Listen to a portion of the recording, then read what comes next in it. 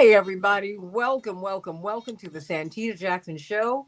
We are in the midst of the Democratic Convention. This is the last day. By the time you hear this, we will have heard Kamala Harris speak. And it's really been it's been a it's been a wonderful convention. It's been a very interesting convention because we have had a lot of demonstrators. We've had a lot of conferences that are exploring the issues, Ariel Gold, Fellowship of Reconciliation. But you would think that the demonstrators are not there, and that, like the conference that we've had on Palestine and Israel over at Rainbow Push, that these things are not happening, but they are. There is a lot of interest out here. People are wanting to talk about justice and policing. I mean, the folks are out here, but they've done something very interesting with the protests.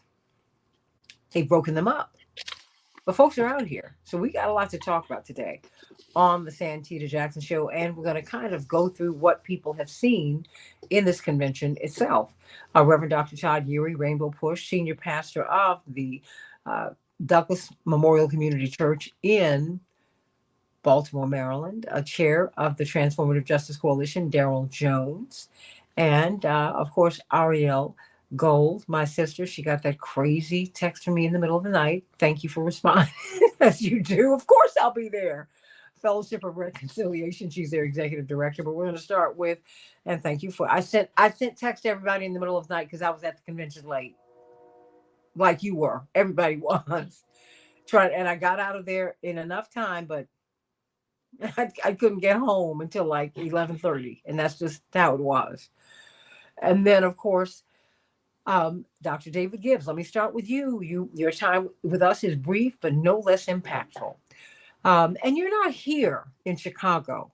So you know what, Reverend Dr. Erie and Ariel Gold and Attorney Jones, it's interesting to see how this is playing with an historian who has seen this over and over and over again. It's very interesting to see how this is playing, how all of this is landing in other places, right? Because we're at ground zero. It's playing differently in Arizona, or it's playing in Arizona, right? It's playing in Minnesota. It's playing in Nebraska.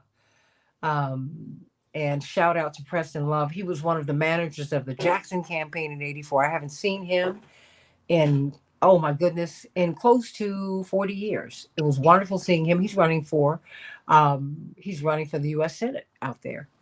And so just sending you so much love, Preston Love, today. But what are you seeing, Dr. David Gibbs? Of course, you've got to get his book, The Revolt of the Rich. Go to Amazon. He always smiles when I say that, but I'm going to continue with the book. I'm going to do that. And can't wait for your book, Daryl Jones. Hello. Yours, Reverend Dr. Yuri. Hello. And yours, Ariel. Thank you. You all, because you all have a lot to say, a lot to convey to people, a lot of experiences. And I mean, Ariel, please, coming from Code Pink to this, you got a lot of movement experience, and we need to hear about them because we need to understand organizing and what got you here. I think that's important. Dr. David Gibbs, author of The Revolt of the Rich. What say you? What do you see? Well, this is obviously an effort by the Democratic Party to sort of come back from the dead, shall we say, and that it did look, a month ago, that the Democratic Party was headed into oblivion with a candidate who obviously wasn't functioning very well. Um, and they needed not only to replace the candidate Biden, but to also relaunch the party, and they've done remarkably well in that. And they've done very well in the convention, obviously, in showing unity, and showing enthusiasm, and showing energy. So far, though, it's mostly a vibes campaign. That's the term people are using, a vibes campaign. As many have noted, Harris has avoided any serious conversations with the press, and avoided policy specifics. I just went to her website, and there's really nothing about policy on the website that I could find. There's personalities, her and Tim Waltz. A lot of biographical information. There's a extended critique of the 2025 project, Project 2025, the Heritage Foundation's program for transforming America, no doubt in a nefarious direction. But we don't really have that much detail as to precisely what Kamala Harris would do if she were elected. Um, you know, a couple of things that have been mentioned is, she has had some vague economic pronouncements. For example, she's going to combat price gouging with an implication of price controls. Let me say that I think price controls might not be a bad idea, and they have worked well in the past. During World War II, they worked extremely well, actually, and were very popular. People forget that. And they could be a way of combating monopoly pricing, price gouging, as she called it, which is a problem, and is a very serious problem, one that's been ignored for a long time. There's a lack of specifics here, a lack of details in terms of, how would this operate, who would implement it, how do you define price gouging? As far as I can tell, no details at all. And I think that's how she's been operating. She's been operating to a significant extent in a kind of bubble. The press is extremely positive on her in a way that's, I would say, not that healthy. I mean, she needs scrutiny, she needs criticism like everyone else, and she's not being subjected to it yet. Um, and, it's been working well for her so far in that she's roughly even in the polls. I saw the betting averages, which apparently have some reliability in terms of prediction, are dead even. And it does look like a dead even election with a slight lead for her actually at the national level, though not in the battleground states. Um, I suspect the fundamentals still favor the Republicans because most people do take a negative view of the economy. Wages are down from what they were during Trump's period. I think a lot of that was bad luck from the standpoint of the Biden administration, but it happened on his watch. It happened on Kamala Harris's watch, and this is the incumbent party, and they usually are blamed for any negative economic fallout that has occurred. There's also the feeling that the world is spinning out of control. You have two wars in the Middle East and Ukraine that seems to be spinning out of control. The one in Ukraine, by the way, which has received less attention, is getting extremely dangerous. There was recently a drone attack on Moscow. Ukrainian troops you know, have essentially, gone into Russia. Um, this is being, this is very dangerous. Almost certainly, the United States is backing everything the Ukraine is doing and probably supervising it. This could easily lead to nuclear war, very easily lead to nuclear war. And it's remarkable how little discussion there is on this topic. But I suspect the public will blame Biden for what does seem like a world that is out of control, all right? As indeed it is out of control. And this is very much something of which Biden deserves a great deal of blame, and so does Kamala Harris. And I suspect this will affect the election. And if I had to bet at this point, I still more likely than not would bet on the Republicans. Again, not that I'm backing them because I'm not, but nevertheless, just as an objective historian, this looks more probably a Republican victory in November, despite the Democratic gains. I do want to address one more thing, which is something that I found very distressing, is a decline of interest in civil liberties and protections of the First Amendment. We've seen a lot of that with the Republicans in terms of suppressing the pro-Palestine demonstrations. We've been talking a lot on the show about it. I've been talking a lot about it, but the Democrats also have become very repressive in their character. There was just an article in the New York Times about how the federal agencies are going to mount a big campaign against what they see as Russian disinformation and Americans who promote Russian disinformation. And the article seemed very laudatory on the whole. It seemed to be written from the standpoint of the Biden administration. The New York Times is very closely aligned with the Democratic Party, but they acknowledged just in passing that it could bump up against the First Amendment, as they put it. Um, a lot of this, I have to say, as a historian, is very reminiscent of the early 1950s with Joseph McCarthy and J. Edgar Hoover. And we all remember, or I don't know, remember I wasn't born then. I don't think any of us were born then, but in a historical sense, we remember how that went. And we remember how really very bad that was for American democracy. And no, we've been seeing this for 8 years, this continual drumbeat about Russian disinformation. Let me add, this whole issue seems to me completely fabricated. In 2016, there was this whole issue of, Russian Facebook campaign got enormous attention, months and months of coverage in the press. There have been 3 academic studies on the effects of this. One was in the Proceedings of the National Academy of Sciences, one of the British peer-reviewed journal Nature, and one from the Institute for New Economic Thinking in New York. They all found zero effect by this Russian influence campaign. So the whole thing was just a fabrication. I don't know if fabrication is quite the word, but wildly exaggerated is what I would say. I remember at the time, it just seemed like it's funny because, the New York Times is always very negative on conspiracy theories. This is a wild conspiracy theory Mhm. that Russia has this enormous influence in the American politics. We're seeing it again. And this is completely the script out of Joseph McCarthy and J. Edgar Hoover. That's exactly what they did back in the 50s. And we're seeing it again.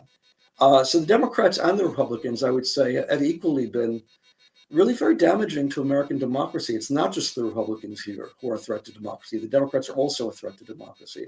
Matt Taibbi, a journalist for which I have a lot of respect, he just had a series of articles about how Tulsi Gabbard, a former Democrat, now Republican. I'm not a big fan of Tulsi Gabbard's recent political turn, but that aside, when she's on some sort of second tier no fly list, for no reason it would seem other than the fact that she opposes Joseph Biden's policies, it would seem. I mean, Matt Taibbi has asked the federal authorities as to why exactly they're harassing her on the airlines, and they just gave a blanket statement about how they want to keep everybody safe.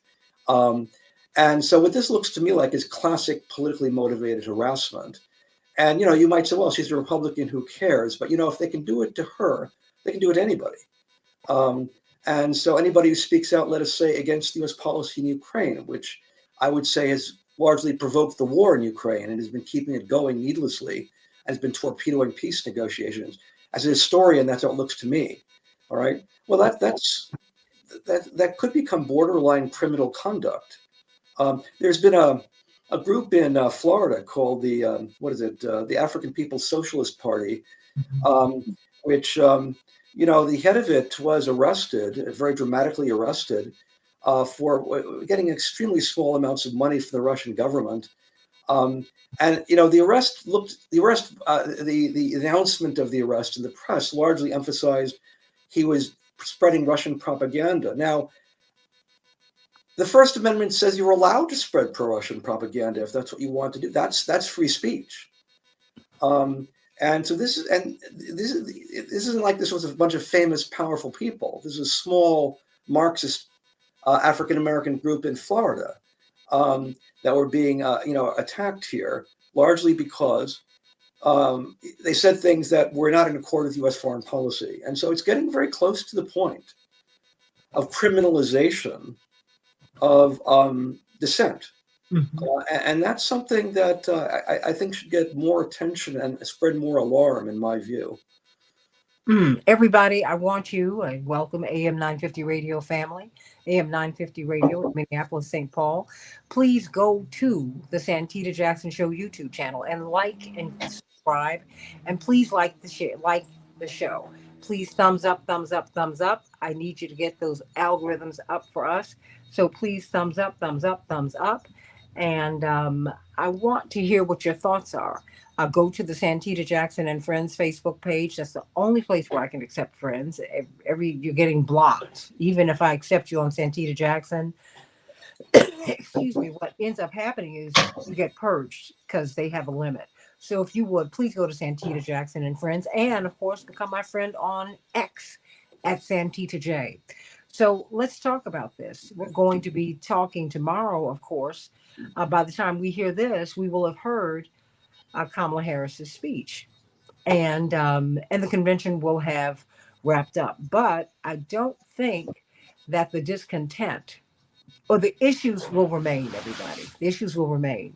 And I was just talking with India Walton from Roots Action on the other in the first hour about and Chappelle Wells, who's done a lot of organizing here in the city as well, in Chicago, and they were talking about how they've been treated by the police and how they have been um, how there's how they're not being featured by the media at all.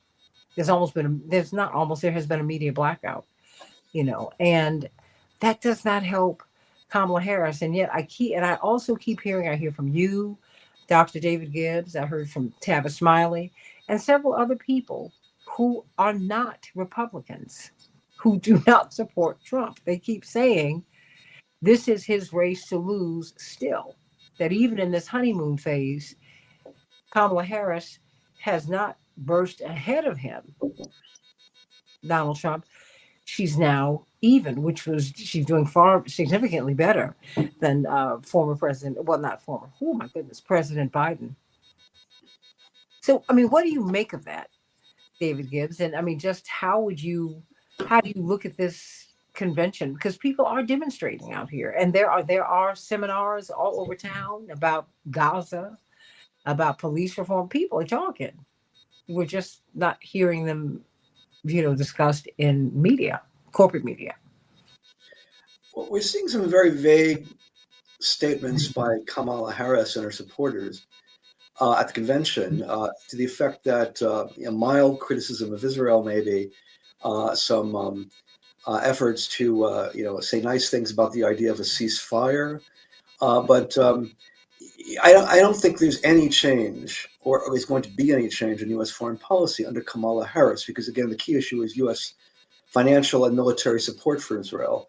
And I think she's made it pretty clear there's going to be no withdrawal or no threat of withdrawal of U.S. support for Israel, which means the U.S. is enabling the whole thing. Everything Israel is doing, the U.S. is enabling it. Israel's mass killing in Gaza is being made possible by the United States, by the Biden and Harris administration. And until Kamala Harris comes out and says, either withdrawing support for Israel, I favor withdrawing support for Israel, or we will withdraw support unless Israel commits itself to a permanent ceasefire and withdrawal from Gaza. Until she says that and says it firmly and unambiguously, we would have to assume there is no change in U.S. foreign policy, and that symbolic or cosmetic changes amount to nothing in the end.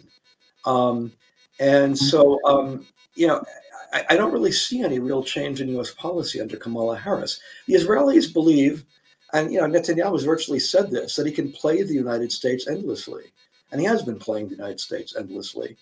And it's the U.S. has a very important lever of influence, and that's U.S. financial and military support.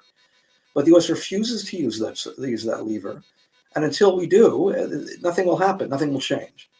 Um, and so, basically, the Democrats are aware that the demonstrations outside the convention are not a good omen for November and will not help them for November, and they want to try and smooth over the differences as much as possible. And you have had people like Alexandria Ocasio-Cortez, who've spoken out verbally at least against Israeli atrocities and so on.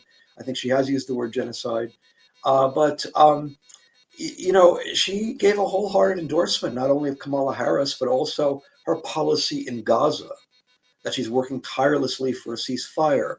Um, I doubt she's working tirelessly for this because she's tirelessly campaigning is what she's doing. I don't think she has time to do tirelessly very much of anything in terms of negotiating with the Israelis. But the kind of ceasefire I think that would likely be on the table is a temporary ceasefire, not a permanent ceasefire. The Israelis would have no problem with a temporary ceasefire that involves the release of Israeli hostages. In other words, fighting stops for a few days. Hamas releases the hostages. In other words, their only source of influence over this whole situation. And then after the hostages are released, Israel goes back to doing what it did before. What we need is a permanent ceasefire and withdrawal from Gaza, accompanied, yes, by most definitely the release of the hostages. But we need a permanent ceasefire. A temporary ceasefire means nothing. And the Israelis will see that as nothing. But a permanent ceasefire is what is needed here. And I just don't see the U.S. doing what would need to be done to make that happen, which is withdraw aid from the Israelis or threaten to withdraw aid from the Israelis. I just don't see that happening. Of course, the Revolt of the Rich is Dr. David Gibbs' book, and we've got Attorney Darrell Jones, Transformative Justice Coalition Chairman, Senior Pastor of the Douglas Memorial Community Church in Baltimore, Maryland, from Rainbow Push, part of the senior leadership team there. But let me go to you, Ariel Gold, Executive Director, Fellowship of Reconciliation, and alum of Code Pink. And I think it's important because Code Pink has always been at the forefront of just this on the ground activism. And I thank God for you and the work that you and Medea Benjamin and our sisters at Code Pink have been doing for so many years. So you were nodding vigorously in assent to some of David Gibbs' points, Dr. Gibbs' points. I mean, what about what about dissent, and what do you make of this convention? What you've seen thus far? Well, I'm waiting to see if we get to see Palestinians and their humanity and their humanness and the pain of a genocide get even 3 minutes on that main stage. If folks haven't been following, there is a sit in going on that has been going on since last night outside, actually, not outside, inside the perimeter of the United Center where the convention is, um, from uncommitted delegates ever since they were denied a speaker. There have been no Arab American speakers at this convention. Every other ethnicity has been represented, and last night there was a deeply moving and compelling and deeply painful speech from parents of one of the Mhm. Jewish American hostages being held by Hamas. And those parents should have had next to them their Palestinian counterpart, because there are way over 40,000 dead Palestinians. Children are dying every minute as we speak, being pulled from the rubble. And that pain is no less valid, and the Palestinian humanity, the love Palestinians feel for their family members is no less important than their Jewish counterparts. And think of how powerful it would be for both to be together. It's the two sides of the same coin. It is ceasefire that releases hostages, and that is the only way to bring Hirsch, the son, hostage being held, home. And it is the only way to stop the killing of children. So there were negotiations back and forth from the uncommitted movement to have a very short, scripted Palestinian American person up on the stage. And the campaign last evening, as the convention was going on and Walls was preparing, we were all waiting for Walls to come out, said we're not going to allow Palestinian representation in our party. Palestinians aren't part of the Democratic Party, and or aren't equal in the Democratic Party. And so folks have been sitting in since then. Representative Ilhan Omar joined the sit-in for quite a while. Alexandria Ocasio-Cortez, who gave such a rousing speech, was live on FaceTime with the sit-in, giving her support and saying this is a completely reasonable request. This isn't an arms embargo. We want an arms embargo. We're just asking to recognize Palestinian humanity and existence here. Jewish Action is out there with the sit-in. If not now, there's going to be a press conference today about the situation and how it's ongoing.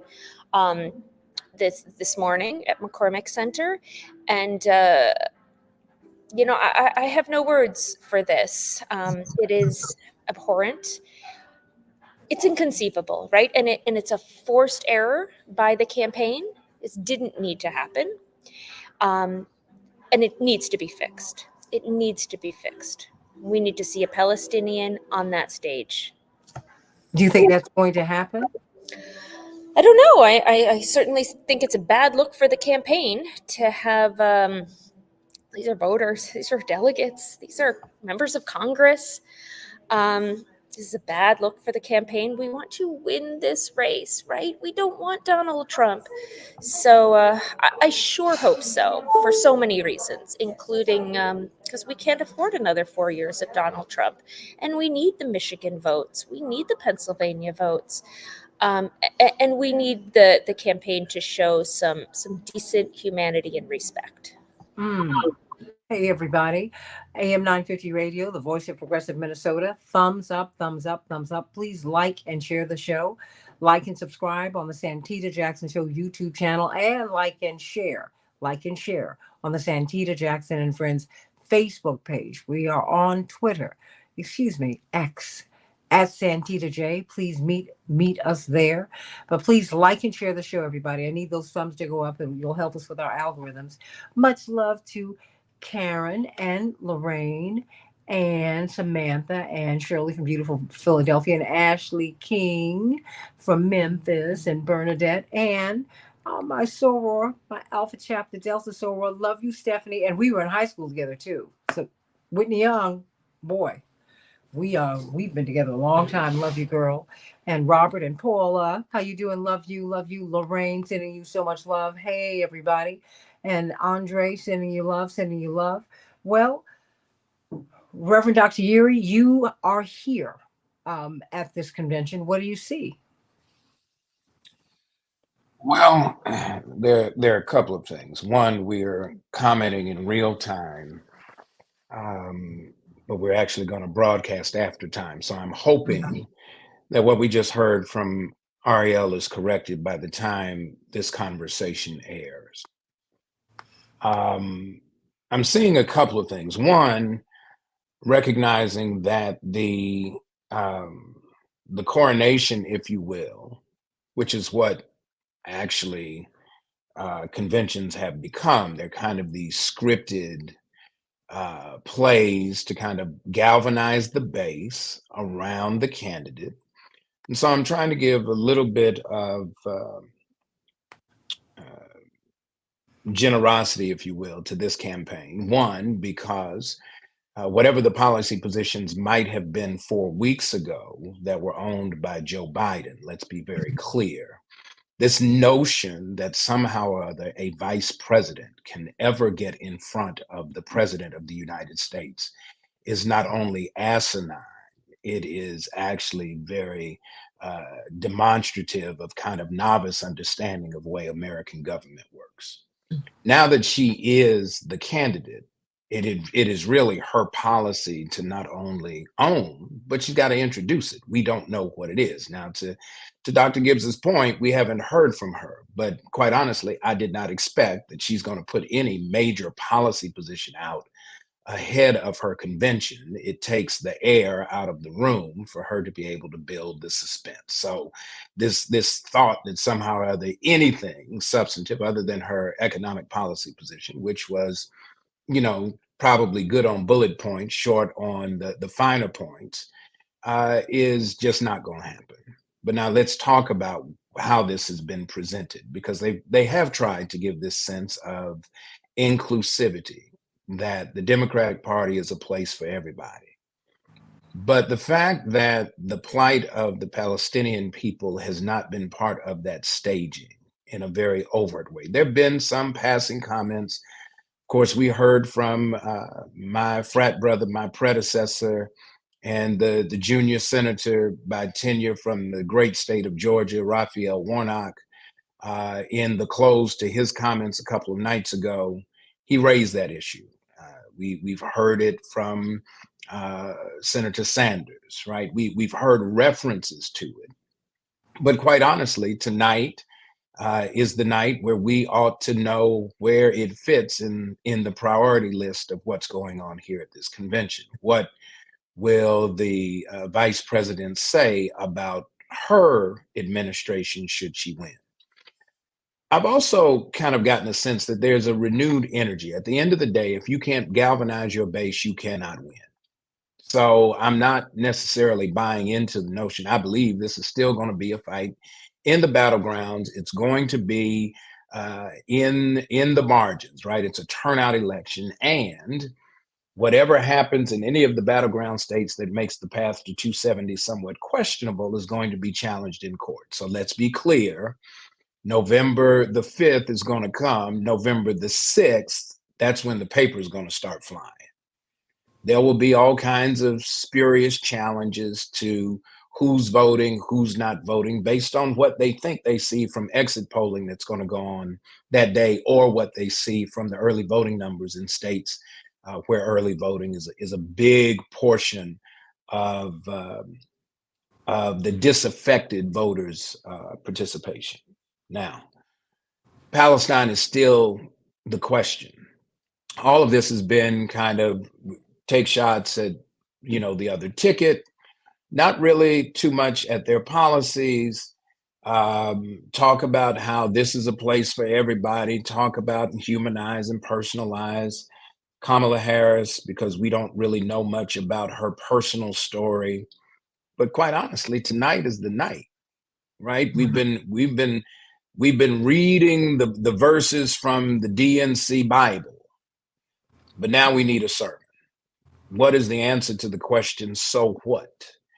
And if we don't get to that substantive question, if we don't get substantive answers, particularly around the most grievous humanitarian moral crisis of a generation, I think we're going to have a different kind of challenge. I think the one thing that the party has to try to avoid is that they don't lose credibility with the base, because at that point, it doesn't matter if you appeal to the folks in the middle. There aren't enough folks in the middle to offset the discontent that will be at home. So I'm hopeful that she will speak to it.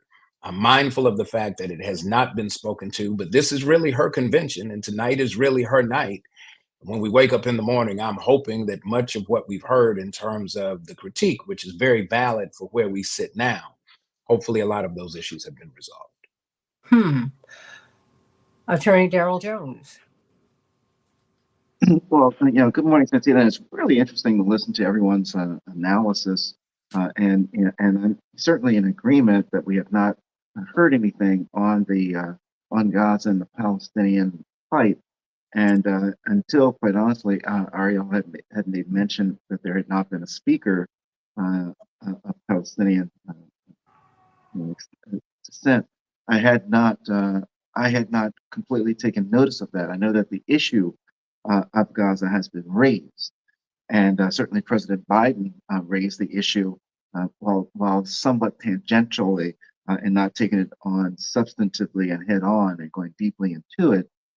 I think that with this convention, what we're seeing is that they're trying to rally the base. They're trying to be certain that that they're pulling people together to the best that they can.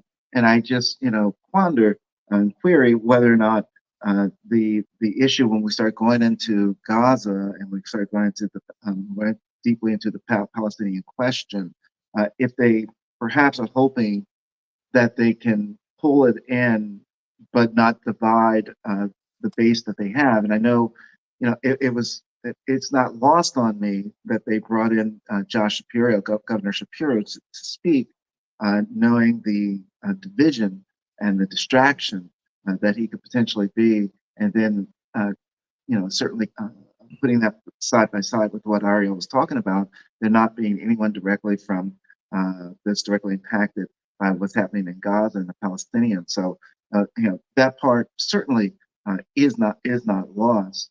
But on the other side of it, I think that the strategy may be you've got to get into office in order to affect the change.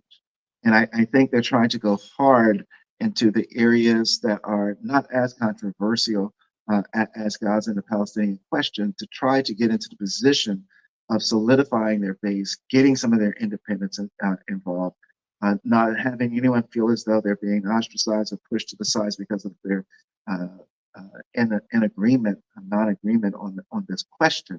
And then I'm thinking that that at that point, once Vice President Harris is able to get into office, that she can then certainly put her her parameter on it with regards to her policy.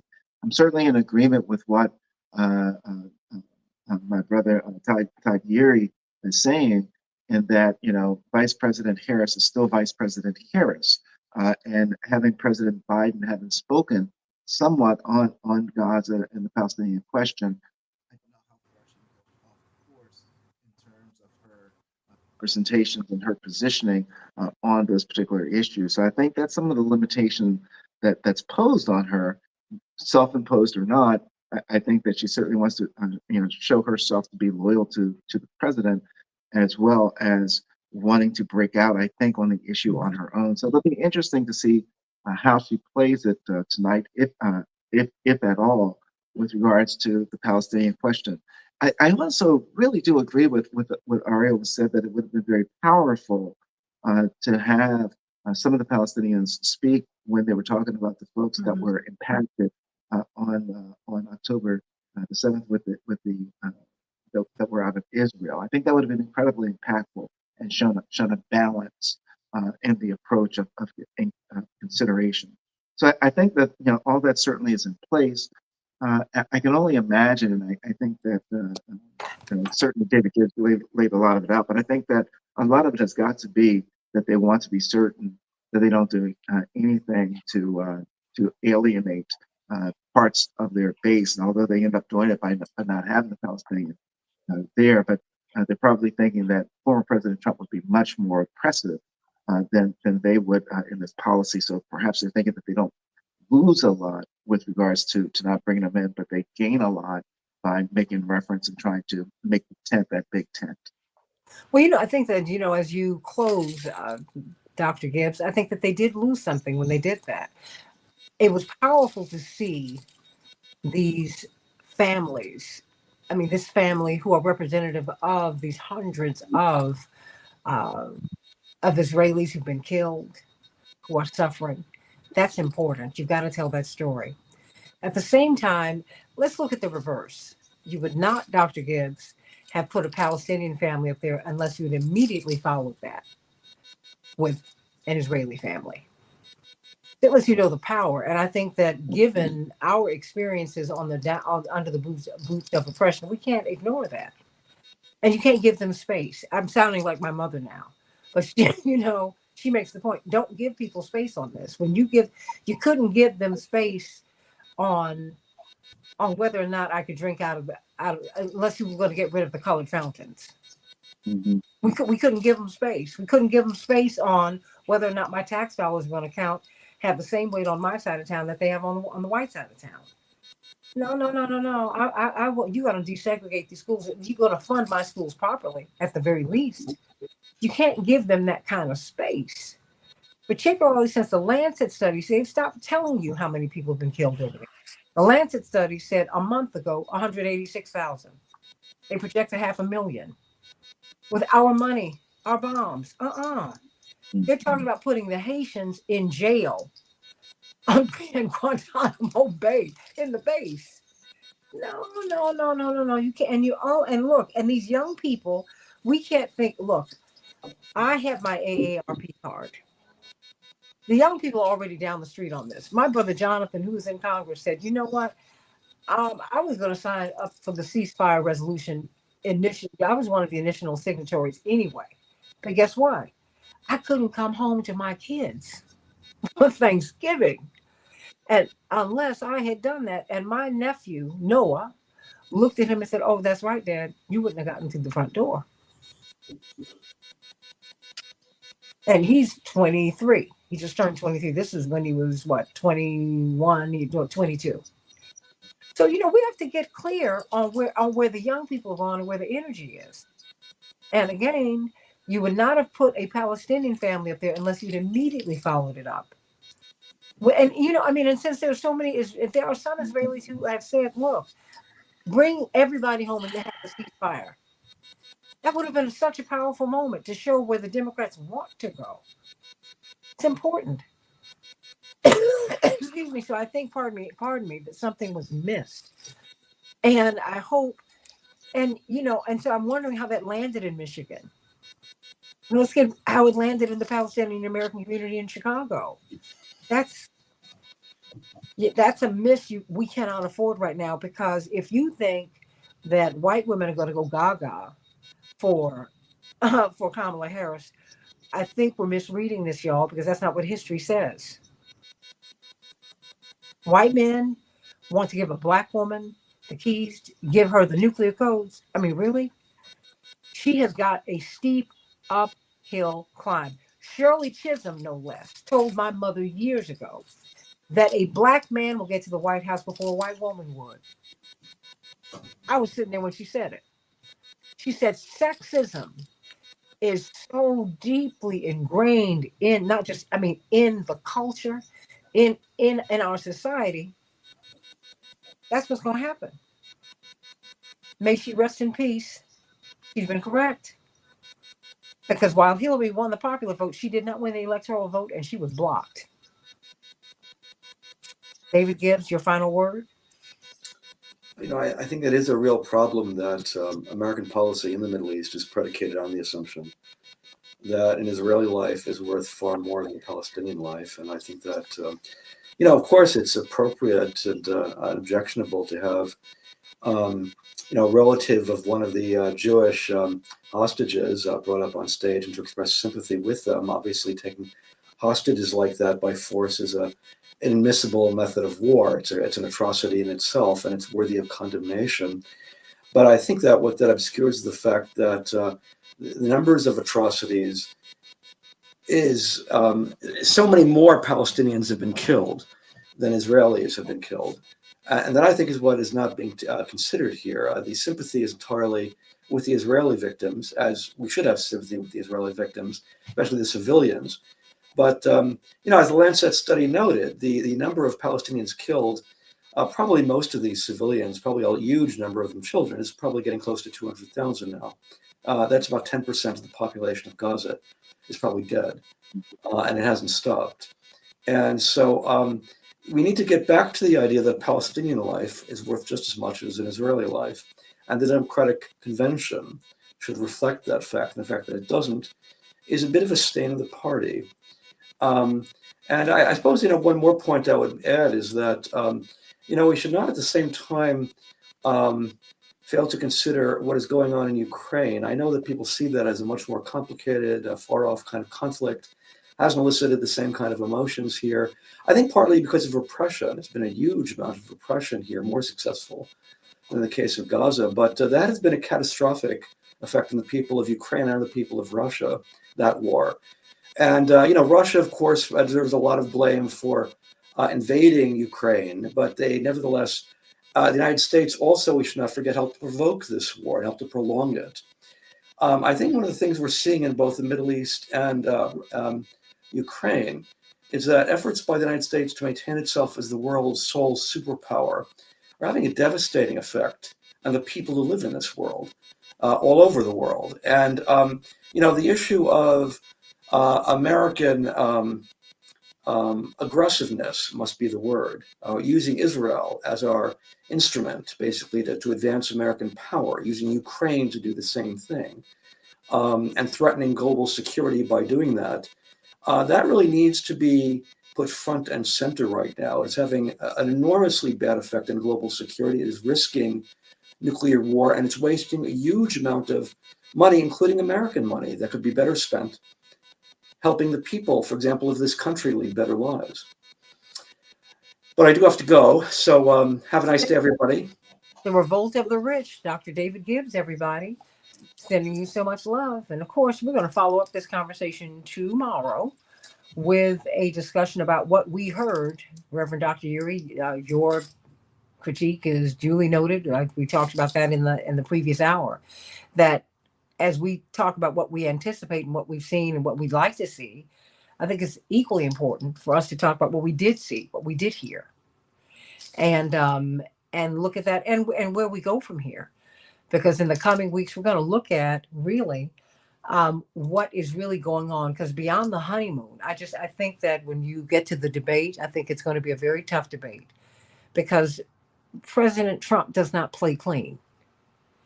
And quite frankly, beyond the fact that he doesn't play clean, no one really plays clean because you got opposition research.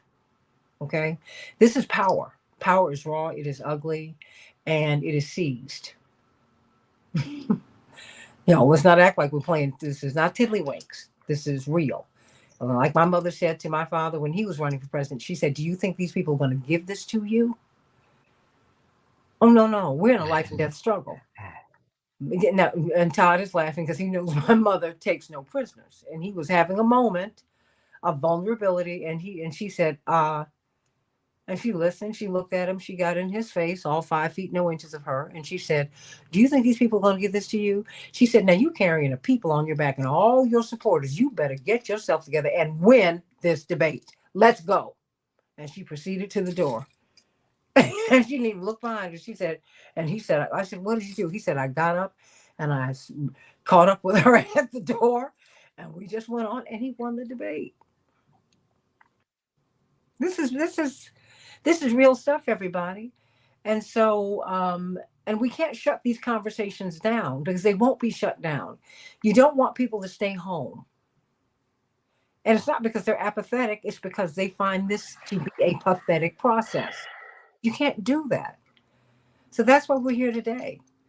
We're trying to make some sense of all of this, Attorney Daryl Jones, because you have to convince people to get registered to vote. I mean, as you're talking about protecting the vote, you're on the other side of that too.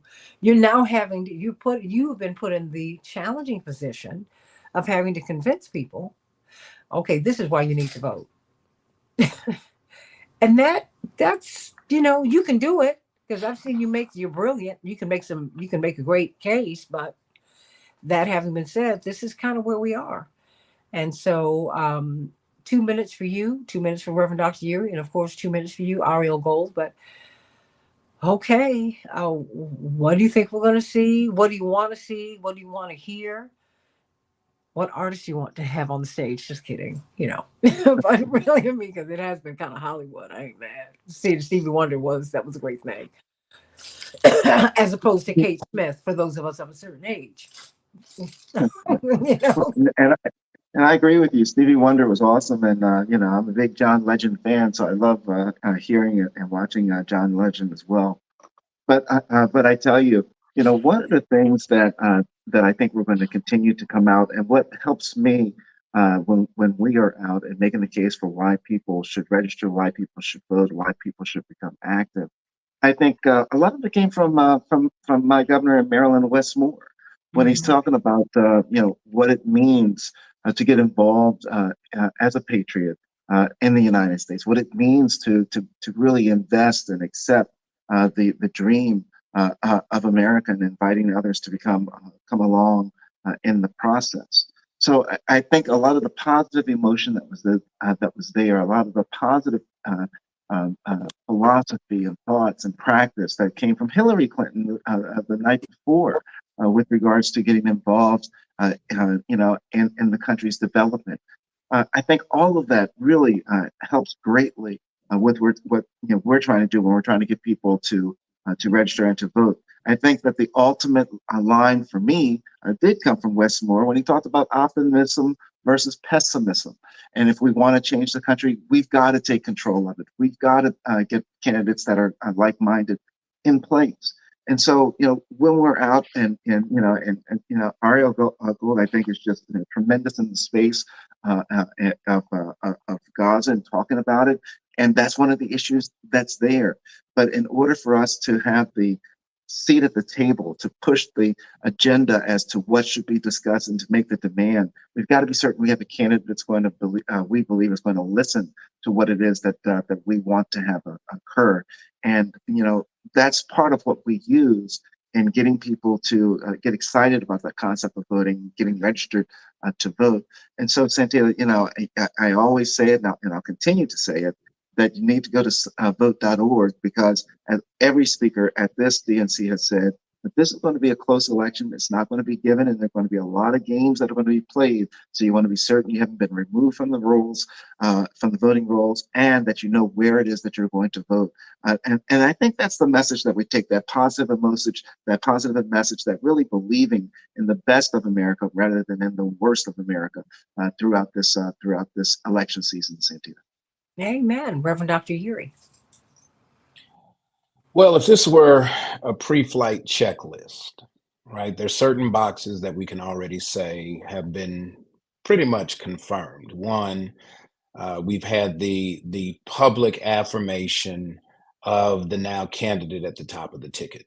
This was a campaign in a complete state of flux just a few weeks ago. And so what you're basically doing is you're taking the candidacy of incumbency, which you would normally have over an entire period of time, and now you're compressing it within a period of about 90 days. We're about 45 days away from probably the earliest early voting state going into effect. And so time is indeed of the essence. We don't have time to really kind of figure this out. We've got to get some clarity around the answer to the question, so what makes the presidency the so what position? It's really around two particular things. One, the president is the commander in chief of the military. what's going to happen with the military. Number two, the president is ultimately responsible for foreign policy under which immigration is an issue. So when we talk about not only what's happening on the borders, but what's happening on foreign soil, what's happening in Gaza and in other places where the United States has a profound presence and interest, though we don't talk about it because of what's in the news, there's a lot that we have to kind of unpack. That means we have to continue to raise the issue and ask the questions. Otherwise, we're going to leave ourselves caught up in the hype. Stevie Wonder was absolutely awesome. John Legend doing Prince, Let's Go Crazy, absolutely. The setup to Governor Walz from Minnesota, the themes have been on point. Now we got to make sure that the boxes are all checked. And there's an important box that's still unaddressed, and that's what's going on in Gaza with the Palestinian people. And when we talk about almost 200,000 deaths, that's direct and indirect deaths. We've got to expand the conversation, not just throw numbers at people. Let's explain to people where they come from. It's not just who dies as a result of the bombs and the bullets, who's going to die from the devastation and the indifference that flows from it if we don't become more engaged around not only resolving the conflict, but taking care of the issues of injustice that flow from the conflict. We've got to include a Palestinian perspective and hear those voices and affirm that humanity. Otherwise, this plane won't be ready to fly. It's going to be grounded, and it may be to the detriment of all of us, not just some of us. Amen to that, because you do need to get to your destination. You do. Ariel Gold, you'll close us out. The final 2 minutes belong to you. Well, I want to call on all folks who are in Chicago who are inside the convention to go and join the uncommitted sit-in. There's going to be a press conference at McCormick at 11, and that sit-in is going on at the United Center. Representative Summer Lee has joined as well, and I think we can expect more members of Congress. And I want to point out, again, that Palestinian Americans are American, and this party needs to welcome them, and their voices need to be platformed. If we're going to call ourselves a big tent party, then we need to be a big tent party. And I want to call in all of my Jewish brothers and sisters. This is our responsibility to show up for our Palestinian brothers and sisters who are suffering, whose families are dying. So I want to thank Jewish Action, and if not now, and I'm sure Jewish Voice for Peace, and call on all of us Jews who are here to go join that sit-in and demand that Palestinian Americans be seen and heard and given space to speak at the DNC. Amen, everybody. So, and then, and we're going to continue to bring up Haiti. We're going to do that because that has to be addressed. It's happening right across the street, not 90 miles away, y'all. I mean, it's just, you can't just drop them in a jail in Cuba. It's not going to work. And this wealth gap. There's so much, and I know you can't deal with everything at one time, but you gotta give people, you gotta keep hope alive. You gotta give people something to hold on to. You've got to, because we want and need every vote, every single vote, not just at the top of the ticket, down ballot. You all, if you don't like the way these cases have been shaking out, Reverend Dr. Yeri, you and Ariel and Daryl continue to remind us. The prosecutors, you elect them or you don't. When you vote or when you do not vote. The judges, you elect them or you don't. When you vote and when you do not vote. Your county commissioners. The Chicago budget does not come from Washington. It comes from the Cook County Board of Commissioners, everybody. Every cent that we spend. So we have to get involved, everybody. So I'll see you tomorrow. I'm going to talk. And I'll see you tonight at the convention. And for those of you who are in Chicago and around, PBS and Channel 11, I'll be there doing commentary. So see you later, alligators. After a while, crocodiles. Love you. God bless you. AM 950 Radio, the voice of progressive Minnesota. Sending you much love.